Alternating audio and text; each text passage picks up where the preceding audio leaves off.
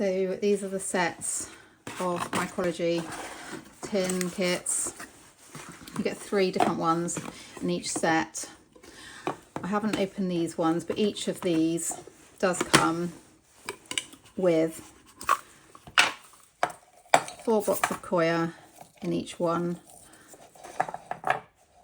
growing measuring spoon for helping you with the seeds, and you can watch the videos help with that.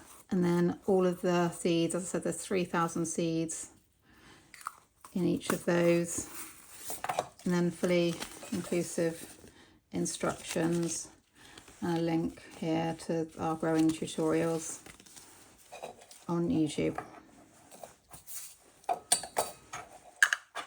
So you can keep them, grow them yourselves, or you could split them and give them as gifts, because they've got everything you need in each of those.